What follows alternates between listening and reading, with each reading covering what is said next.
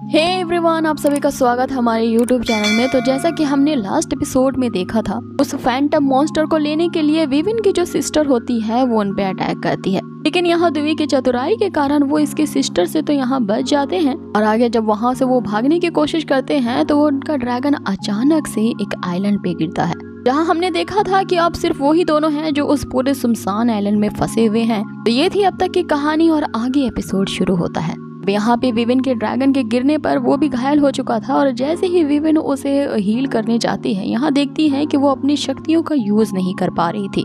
अब आगे दुवे जो होता है वो अपने बोट्स को निकाल कर साफ करने लगता है और उसमें पानी भरने लगता है। ये देख के विविन उससे कहती है कि आखिर तुम ये क्या कर रहे हो। इस पे वो बताता है कि उसे जल्द से जल्द इस आइलैंड से बाहर निकलना है और इस जर्नी में आगे हो सके कि उसे पानी ना मिले, इसीलिए वो अभी से ही पानी को स्टोर करके रख रहा है। जिस पे विविन डिस्गस्टिंग सा फेस बनाते हुए उससे कहती है कि क्या तुम यही पानी को पियोगे। जिस पे दुवे उसे जवाब देता है कि मुझे क्या, तुम्हें भी इसी पानी को पीना पड़ेगा और अगर तुम इसे नहीं पीना चाहती तो तुम अपने शूज में पानी को होल्ड कर सकती हो। जिस पे विविन काफी संकोच के साथ ऐसा कर तो लेती है, लेकिन उससे पूछ रही होती है क्या सच में हमें इस जूते वाले पानी को पीना पड़ेगा। जिस पे दुवे उसे जवाब देता है कि बस तुम सुबह का इंतजार करो और जब भूख और प्यास तुम्हें सताएगी तो तुम इससे भी गंदा पानी पीने के लिए हेजिटेट नहीं करोगी। बाकी ये लोग अपनी जर्नी स्टार्ट तो करते हैं, लेकिन तभी हम विविन को देखते हैं जो कि एक बेल से लड़खड़ाते हुए वहाँ गिर जाती है। लेकिन दुए ये कहते हुए कि वीमेंस आर ट्रबल फिर भी उसकी मदद करता है, उसे अपने बैग पे उठाता है और जल्द ही आगे बढ़ जाता है क्योंकि जल्द ही रात होने वाली थी और उन्हें अपना रास्ता ढूंढना था।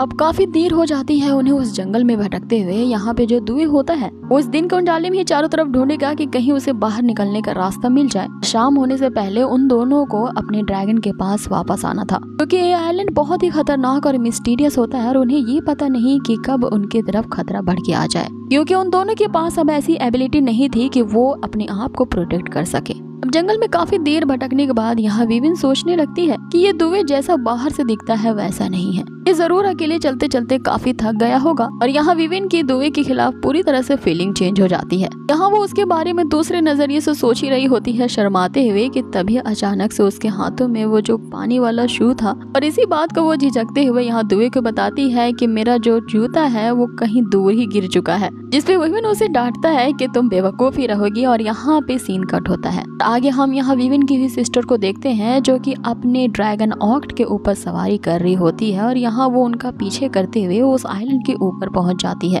अब उसका ये जो ऑक्ट ड्रैगन होता है वो जैसे ही उस आइलैंड पे लैंड करने वाला होता है उसे एक बहुत बड़ा मॉन्स्टर दिखता है। अब ये मॉन्स्टर इतना बड़ा होता है जिसके हर एक टेंटिकल्स पर नुकीले दांतों से भरे मुंह होते हैं जो लगातार उसके ऑक्ट ड्रैगन पे अटैक कर रहे थे। बाकी वो उसे बचने के लिए अपनी आइस पावर का यूज करके एक ऐसा फॉर्मेशन क्रिएट करती है, लेकिन उस मॉन्स्टर के जो टेंटिकल्स होते हैं वो एक झटके में ही इसके फॉर्मेशन को तोड़ देते हैं। यहाँ उसकी सिस्टर के पास उस बड़ी मॉन्स्टर से लड़ने के लिए कोई चारा नहीं बचता, इसलिए वो वहाँ से जैसे ही भागने की कोशिश करती है हम देखते हैं कि उस मॉन्स्टर ने एक मैजिक बैरियर क्रिएट करके रखा है, इसकी वजह से वो दोनों वहाँ से नहीं निकल पाते।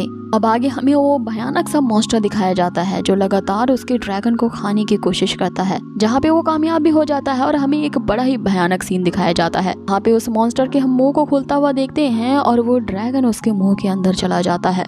अब यहाँ सीन कट होता है और हमें वापस से जंगल का सीन दिखाया जाता है, जहाँ पे दुए ने अपने फायर एलिमेंट का यूज करके अब आग जला ली होती है और लकीली उसके पास एक ही फायर एलिमेंट बचा था जो कि पानी में डूबने से भी नहीं भीगा था। आगे इनके पेट से जोरदार आवाज आती है भूख लगने की। तभी दुए यहाँ विविन से कहता है कि ड्रैगन तो काफी लजीज दिख रहा है, जरूर इसका मीट बहुत ही डिलीशियस होगा। जिसपे विविन यहाँ पे उठ खड़ी होती है ये कहते हुए कि प्लीज मेरे इस ब्लेजिंग सन को मत खाओ, ये मेरा बहुत ही प्यारा सा पेट है। तभी विविन की नजर उसके दूसरे प्यारे से पेट जो कि फैंटम मॉन्स्टर होता है उस पे पड़ती है और उसे देखते हुए वो ललचाई हुई नजरों से कह रहा होता है कि इसका मीट तो जरूर सॉफ्ट होगा।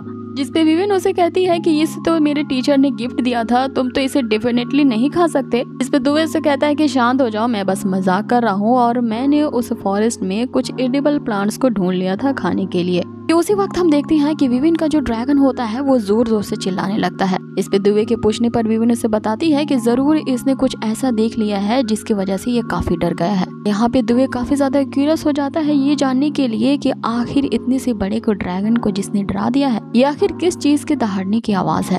इसी चीज का पता लगाने के लिए वो जैसे ही उस घने जंगल में आगे जाता है, वहाँ पे चारों तरफ से कोहरा छाया था और यहाँ वो देख के समझ जाता है कि ये कोहरा किसी मैजिक के द्वारा फैलाया गया है। अब जैसे ही वो और आगे बढ़ता है, यहाँ जो चीज वो देखता है उसे काफी हैरान कर देती है। यहाँ हम विविन की ही बहन को देखते हैं कि जो अधमरी हालत में यहाँ पड़ी थी। अब आगे सीन कट होता है जहाँ हमें विविन को दिखाया जाता है जो कि उन जंगली फलों को रोस्ट कर रही होती है। उसे काफी तेज भूख लगी होती है, इसलिए वो उनमें से एक खाने का डिसाइड करती है। तभी ये सोचते हुए वो रुक जाती है कि वो दुए के आने का वेट करेगी।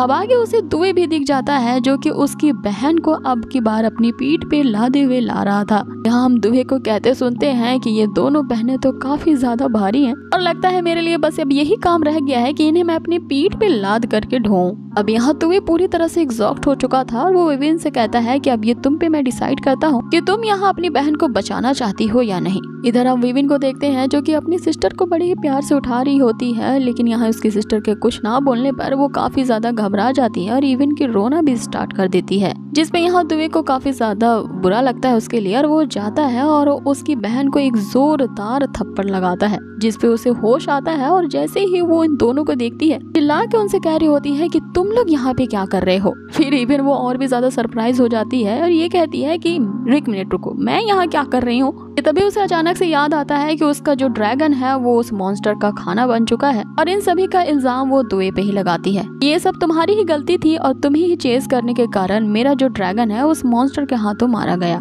अब आगे जैसे ही वो दुए पे अटैक करने वाली होती है, दुए यहाँ पे उसकी छड़ी दिखाते हुए कहता है कि क्या तुम इसी ही ढूंढ रही हो, जिसपे उसकी सिस्टर यहाँ कहती है कि तुम्हें क्या लगता है अपनी जादुई छड़ी और ड्रैगन के बिना क्या मैं मैजिक को यूज नहीं कर सकती। अब जैसे ही वो अपनी मैजिक को यूज करना चाहती है, हम देखते हैं कि वो ऐसा कर नहीं पाती। अब ये जान के उसकी सिस्टर हैरान हो जाती है कि वो अपने मैजिक का यूज नहीं कर पा रही है। कोई तो ऐसी शक्ति है जो उसकी मैजिक को यहाँ पे सप्रेस कर रही है, जिसपे विविन उसे समझाती है कि यहाँ पे मैजिक का यूज करना बेकार है क्योंकि ये जगह मायावी है। जिसपे दुए यहाँ विविन से कहता है कि इस हेटफुल वुमेन को यहाँ कह दो कि तुम दोनों का यहाँ पे जादू का ना इस्तेमाल कर पाना ये तुम्हारी गलती नहीं बल्कि कोई और ही रीजन है इसके पीछे, क्योंकि इस जगह में ऐसी जरूर कोई अननोन पावर है जिसने इस पूरे आइलैंड को ऐसे सप्रेस कर रखा है कि यहाँ कोई भी अपना मैजिक यूज नहीं कर सकता। और यही वजह है कि ये जगह इतनी सुनसान है और अब तक मैंने मैप में इस तरह के आइलैंड भी है इसके लोकेशन को अब तक नहीं देखा था।